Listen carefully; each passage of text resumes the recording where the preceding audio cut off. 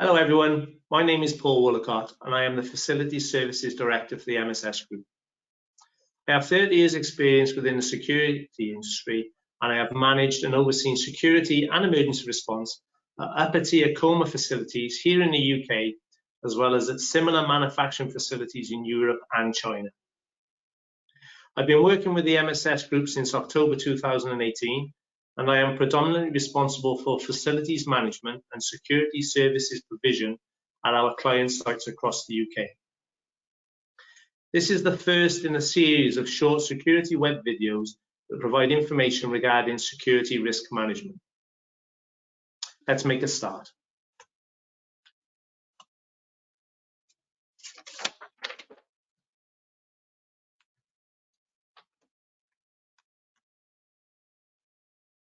As a security management system auditor, I complete audits at many different facilities.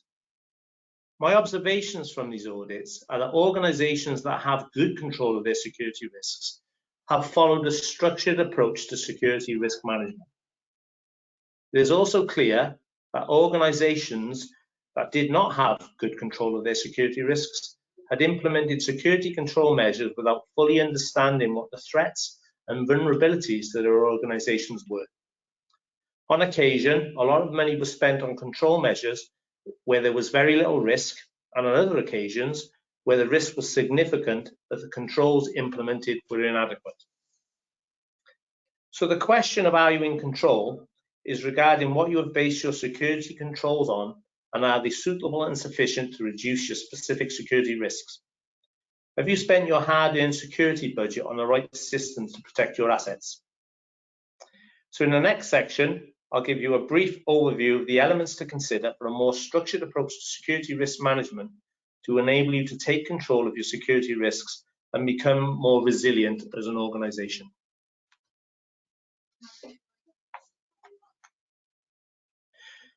This slide identifies the key elements to consider, ensuring you fully understand your security risks prior to attempting to control them. The first step of the process is to understand the key assets that you need to protect at your facility. What are the crown jewels of your organization? This could be, but not limited to, people, physical assets, company reputation, critical infrastructure, and company intellectual property. Once the critical assets are identified, they should be prioritized. What are the assets that would really cause your company pain if they were compromised? Once you understand the critical assets that you want to protect, you need to understand what the potential security threats are to your organization's assets. What are the foreseeable, credible security incident scenarios? A threat could come from inside or outside of your organization. Security threats can include pandemics, theft, fraud, sabotage, terrorism, natural disaster, workplace violence, cyber attack, etc. To be very simplistic, you need to know what your critical assets are and what the likely threats are prior to determining security control measures. The next step of the process is to determine the specific vulnerabilities or security gaps or weaknesses in your current security control measures. The best method of doing this is by completing a security vulnerability assessment at your facility. Vulnerabilities can include elements such as holes in the fence line, security malware being disabled, physical assets not being locked away, no apparent COVID controls, poor employee security awareness, and there's a long list. A vulnerability assessment will determine the health of your current security controls and identify weaknesses that need addressing. Once you identify your key assets, current security threats and vulnerabilities, you can then complete a security risk assessment to determine the likelihood and consequence of a threat being realized based on your predetermined vulnerabilities. A complete security risk assessment is the most important thing facility managers can do to improve security, because it ensures that the security systems protect against the most likely threats. A matrix is utilized to quantify the likelihood of occurrence times the severity of the impact to determine the overall security risk level. If the residual risk, and that's the risk score after the existing control measures have been taken into account, is too high, then additional security control measures should be implemented to reduce the risk to an acceptable level. Once you have completed the risk assessment, you can then determine the risks that are not controlled effectively and need a further level of control. Any security control measures must be commensurate with a specific level of risk. Security control measures can be implemented based on a deter, detect, delay, and respond strategy. Deter measures are physical deterrents, and they aim to deter or discourage a potential threat from occurring. Examples include warning signs, fences and gates, security guards, CCTV, exterior lighting, access control, and so on.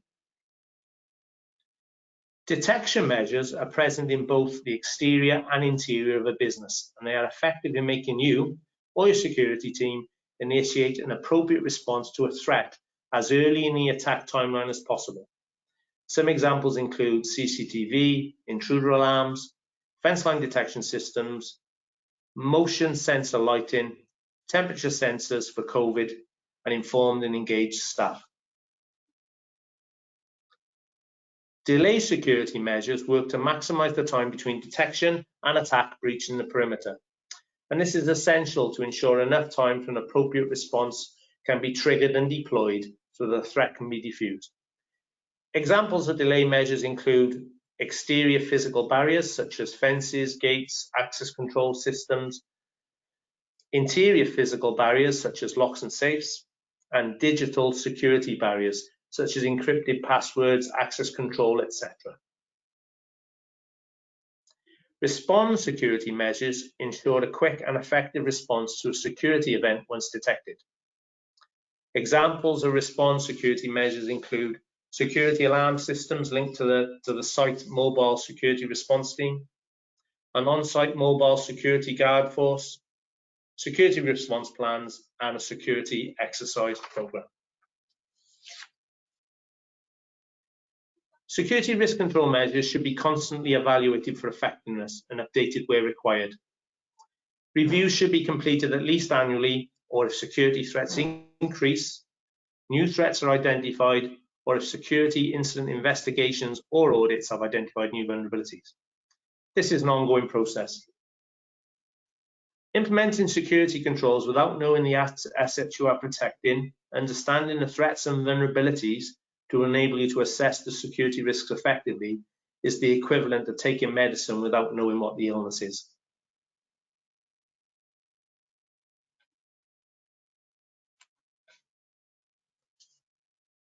Developing a risk-based and proportionate security strategy supported by effective leadership structures are essential in ensuring your facility's security risks are managed effectively.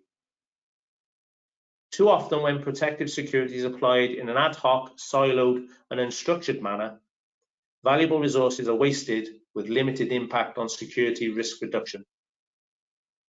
MSS can support you with any element of the security risk management process to include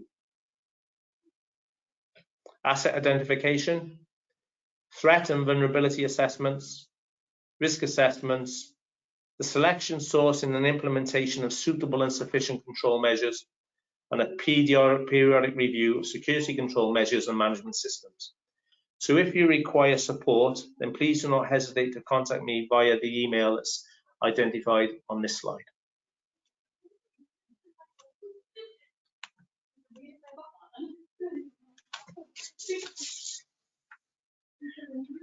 So in the next security flash video, we will take a more detailed look at assessing security threats and vulnerability. And I'd like to share an example of a security vulnerability assessment with you. Until then, thank you very much for listening, and goodbye.